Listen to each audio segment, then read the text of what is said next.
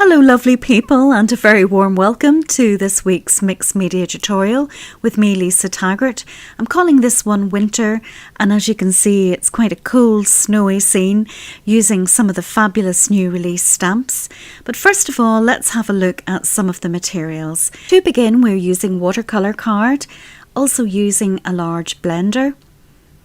We've got this orb stencil as well. The colour from this project, we're using mainly the Elements ink pads. We've got Mulberry and Merlot, also Sundance and Della Blue, and finally Midnight Blue, which is a lovely dark colour.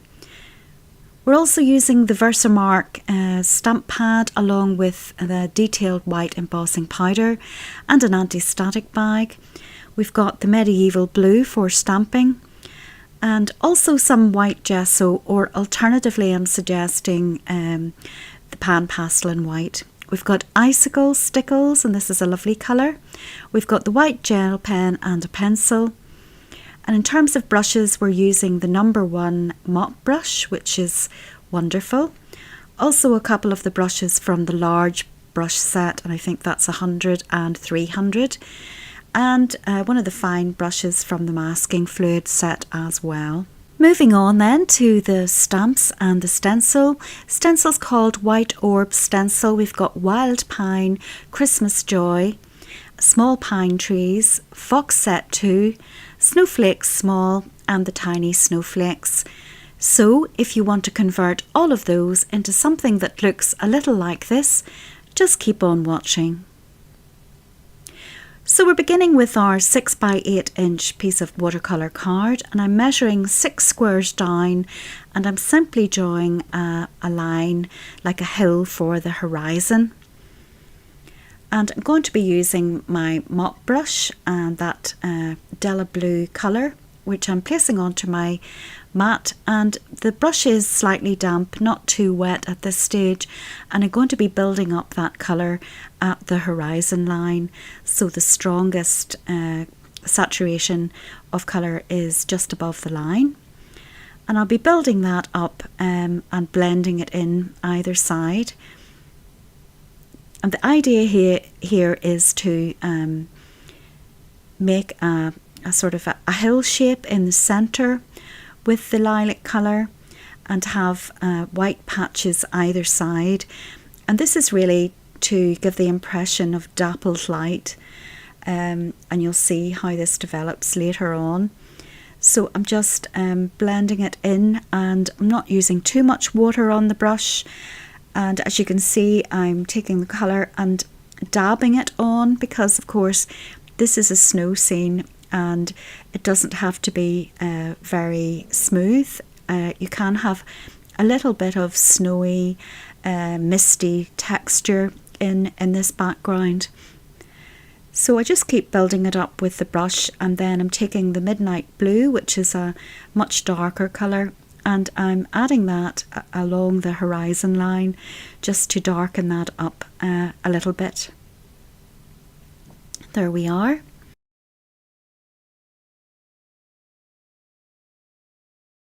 And that's dark enough. So next I'm just tearing a piece of coffee paper so I can mask off the snowy part underneath the horizon line, and we're going to start some stamping with these little trees.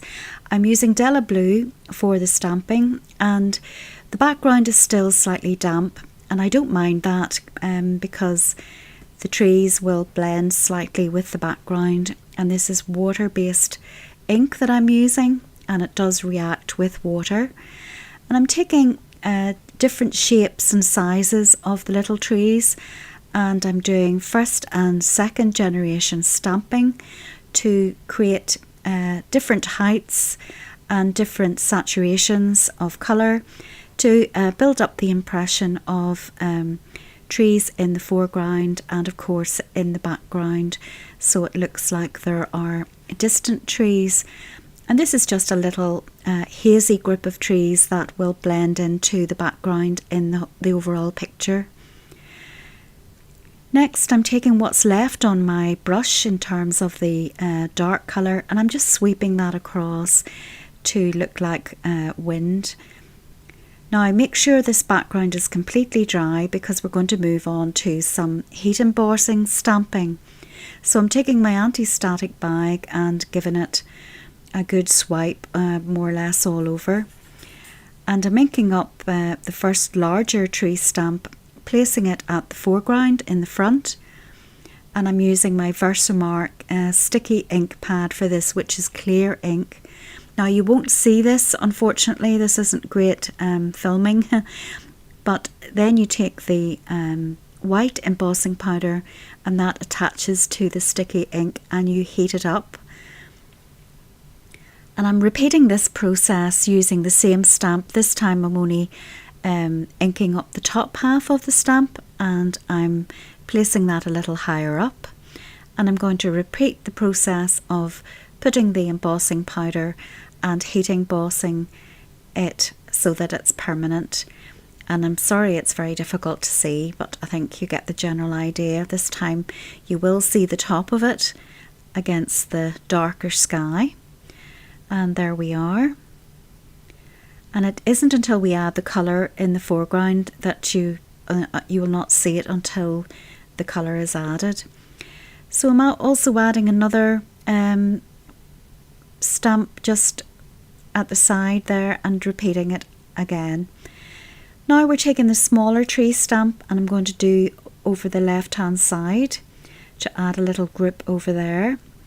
Placing that on. Again, I'm going to cover that with the embossing powder, which is opaque white, and then I'm going to heat that with my heat gun. And there we are, that's that done. I'm going to cover it up and add another little portion of the tree, and I've masked off the trunk part as well so that it looks nestled into the snow, and I've heated that up as well. And there we are, and that's the part, the heat embossing complete. Now for the inking, and I'm taking Sundance first of all, and I'm putting that at the top of the trees and towards the centre. And I'm really blending this into the background, but following the shape of the trees. And what I would recommend you do here, and I didn't really do it, so having done the picture once I can tell you what not to do, is do follow very closely the shape of the trees when doing this. I think I went over it too much, which meant that I had to fix it with the gesso later, and you'll see that. But if you keep to the edges of the tree shapes, it'll be a little easier. So as I say, we're using the yellow first of all for the tops of the trees, and now I'm going to blend some of the lovely mulberry colour into the centres, and that will mix with the yellow to create an orangey red colour. And I just keep on mixing the colour in until I'm happy with it, blending it, adding a little bit of water to my brush, and also following the shape of the trees. As you can see there, I'm just roughly with the edge of my paintbrush putting an indication of branches. And the reason I'm using this ink is when it's dry and the picture is at a later stage, you'll see that it looks like hazy sunshine shining through the trees. So I'll just carry on building that up and mixing the colours together. So it's a mixture of pale yellow, orange and a pinky red. Now I'm taking Merlot, which is slightly deeper colour, and I'm using that for the bottom of the trees, and I'll be blending that into the colour above. And as you can see, I've gone quite a bit over the edge of where the stamping is on the trees. And as I say, I would recommend maybe you not doing that and keep it closer into the edge. But always remember that everything can be fixed, which is something that I do a lot. So next up we're taking Della Blue, and I'm mixing that in at the bottom as well, because I'm going to be using a lot more of the Della Blue in the background.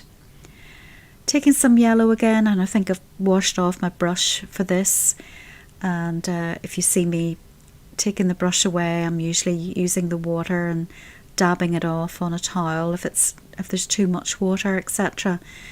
So just keep blending it in over the top and until it looks something like this, and then do the same to the other side. Now I'm fixing the edges of the tree, and I'm taking some white gesso, and it's only a tiny amount, and I'm blending that off onto my mat first of all, so there's not too much on the smoothie, and I'm pouncing that lightly just on the page. And I'm not too worried about putting gesso on because it's a snowy scene, and of course snow can look quite misty, and this just helps whiten up the page. I'm taking a bit of copy paper just to create a white edge there to put back the horizon line, and I'm following the edges of the trees and basically putting the colour or knocking the colour back using the gesso.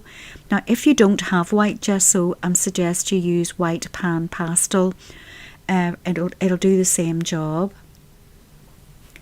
Now while I still have the gesso out, and again you can use the white pastel for this as well, I'm taking my blending tool and just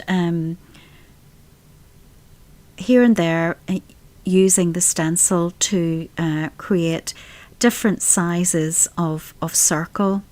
So this is a bit like the sunshine shining through and creating that, I suppose, another slight bokeh effect. And I'm doing this very randomly, and as I say, picking different sizes of circles and working it from left to right across the page, something like that.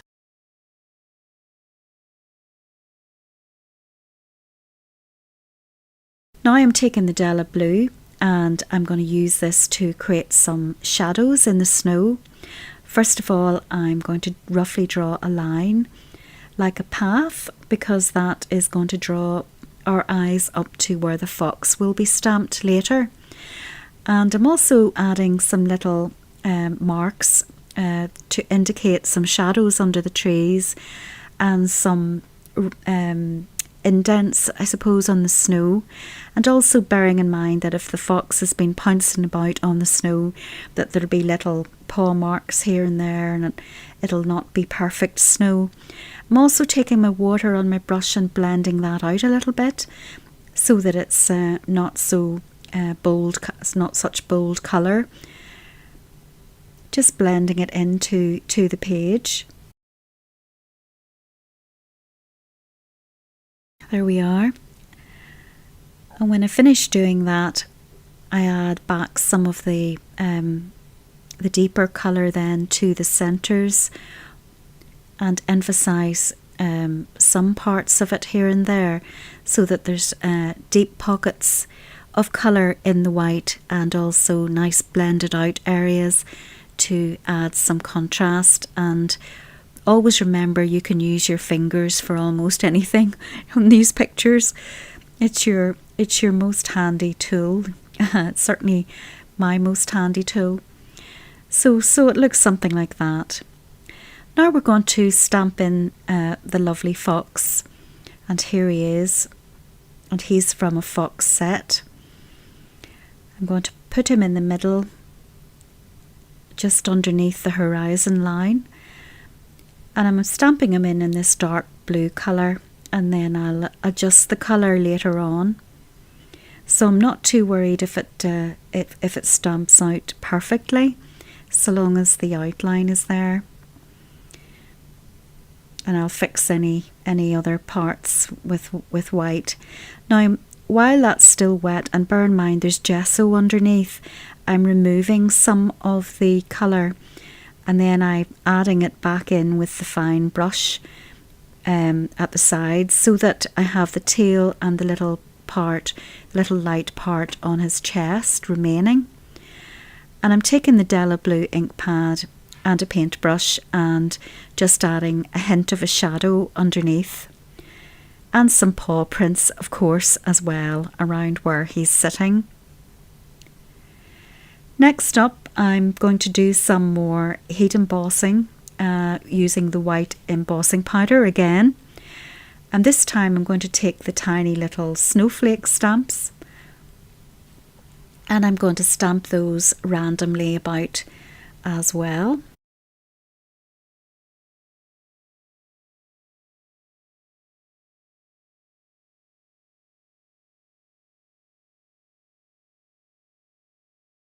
There we are. And now I'm going to take the embossing powder and cover them and brush the excess off and then heat emboss them with my heat tool until they go nice and white. And there we are. Next I'm taking this little group of 3 tiny snowflakes and I'm going to use that for the composition too. And repeat the heat embossing.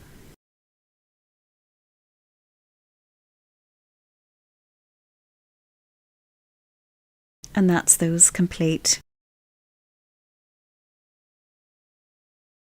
Next I'm going to take the 2 larger snowflakes, which are new snowflakes to the range, and the Della Blue ink pad, and I'm going to stamp these in for additional interest. And bear in mind that with pictures you go back and forth, so if you want to add more circles with the stencil over the top, you can at this stage, and fix any little parts with white gel pen. And now I'm taking the reddy colour, I think it's the Merlot, and I'm adding that to the fox just to give him more of a reddy glow, but I'm mixing it in with the bluier tones as well to harmonise the colours in the picture. And that's that part. Now this is the fun part, and this is adding all the little white details. So we're giving him some fur on his chest, and it's literally just little white strokes and then blending them out with your finger, of course, until you're happy. Not too many. And now the very fun part and the most relaxing part for me is adding all the little dots.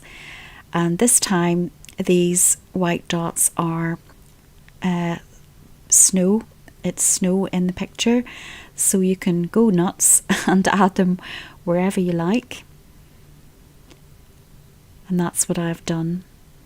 I've also taken then the icicle in the stickles, and I have put that in all the little circles from the stamp and all around and in the centre of the snowflakes.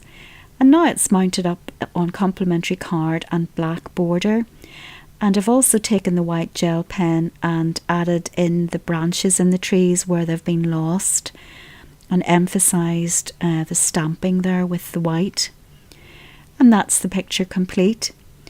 I hope you enjoyed this week's project and you'll also have a go, and I do love seeing what you create.